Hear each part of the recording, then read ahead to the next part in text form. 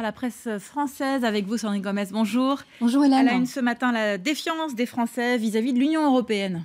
Oui, 68% des Français pensent que les décisions de l'Europe sont allées dans le mauvais sens. C'est le principal enseignement d'un sondage qui est publié dans Libération ce matin, un sondage Via Voice.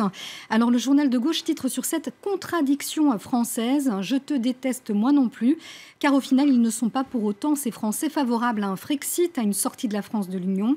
Alors pour ce journal, l'enseignement de ce sondage pourrait se résumer à ce titre: l'enfer, c'est les autres, une défiance des Français vis-à-vis de l'Europe qui est jugée ici trop solidaire avec les pays du sud de l'Europe, trop généreuse avec les migrants et pas assez protectrice pour les travailleurs. Un désamour qui n'est pas sans contradiction, on l'a dit. Regardez à présent ce graphique, 61% des personnes interrogées pensent qu'une sortie aurait des conséquences négatives pour l'économie française. Résumé de Laurent Geoffrin dans l'édito en France: l'Europe, on ne l'aime pas, mais on ne la quitte pas. En Europe, ce sont les actes qui manquent le plus. Une meilleure gouvernance, une réévaluation du rôle du Parlement, une relance économique commune. Sans cela, prédit Laurent Geoffrin, les Français finiront par quitter ce qu'ils aiment si peu, dit-il. Heureusement, l'Europe, il y a tout de même certains qui l'aiment et la défendent.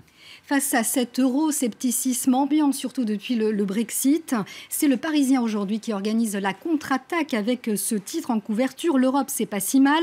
Le journal se livre ce matin à un véritable plaidoyer pour une meilleure Europe en donnant la parole à ceux qui la défendent. Et dans son édito, le journal exhorte le lecteur à réapprendre à rêver, même si tout est à revoir, presque de fond en comble, poursuit ce quotidien. C'est l'Europe qui nous grandit, nous et nos voisins, et nous permet de rester dans la compétition internationale. Fin de citation.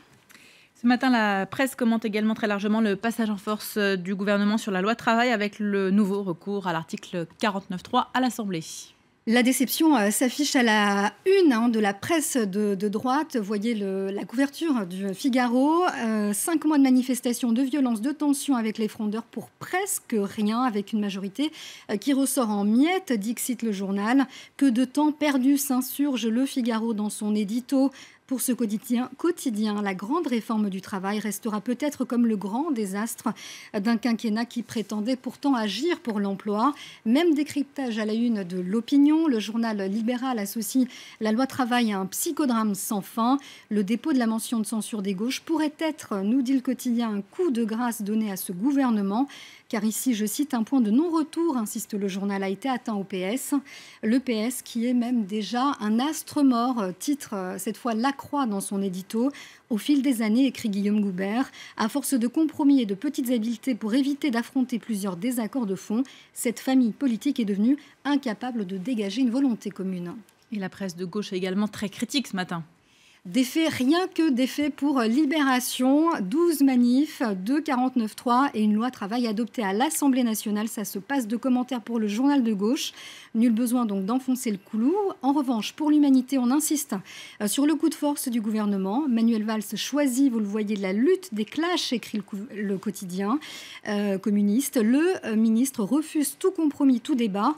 Et dans l'édito, Maurice Ulrich écrit que ce nouveau déni de démocratie, cette nouvelle escalade autoritaire, est un aveu de faiblesse d'un gouvernement qui n'a plus d'autre recours. Alors pour finir sur l'utilisation de ce 49.3, pour Guillaume Tabar dans le Figaro, eh bien ce 49.3 arrange un peu tout le monde. Il arrange Manuel Valls, ce qui peut afficher son autorité, et il arrange aussi les frondeurs qui justifient leur discours de rupture avec François Hollande et légitiment la recherche d'une solution alternative pour la présidentielle de 2017. Une gauche de la gauche qui se désolidarise du gouvernement et veut voler de ses propres ailes, un peu peut-être comme Emmanuel Macron, le ministre de l'économie, le canard enchaîné, qui fête son centenaire, et bien nous dit ce matin qu'il songerait à annoncer son départ du gouvernement. Ici, on avance la date du 12 juillet, date où il réunit à la Mutualité son mouvement En Marche.